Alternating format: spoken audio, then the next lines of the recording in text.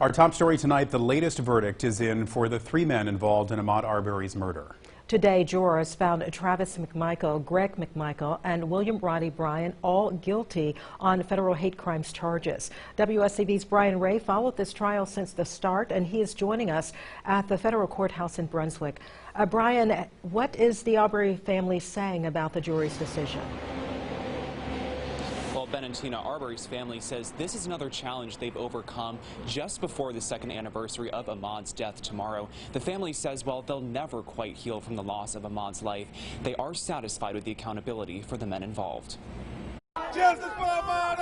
Justice for Ahmaud! Ahmaud's mother, Wanda Cooper Jones, says it's been a long, stressful fight. Ahmaud will continue to rest in peace, but he will now begin to rest in power.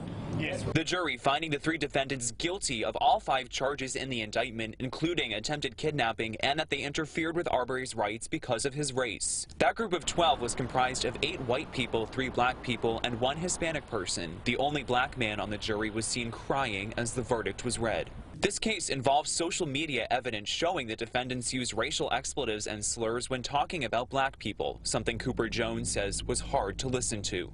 I brought Ahmaud into this world, and to hear Ahmaud being characterized as a monkey, as a being trapped like a rat. Come on, girl. That hurt.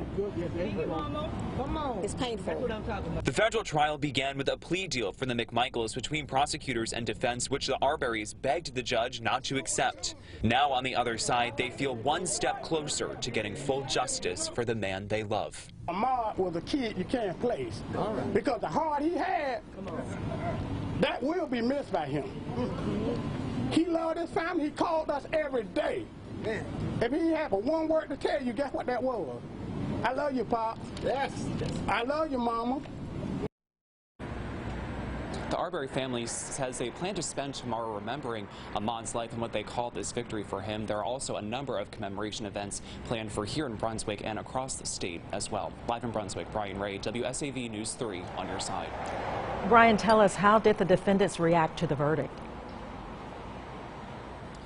Well, Tina, the McMichaels and Roddie Bryan showed little reaction or emotion in the courtroom after the verdict was read. We don't know their sentences yet in federal prison. That will come at a later date. But all 3 men are serving life sentences in state prison for the earlier murder charges, and the McMichaels have no possibility of parole.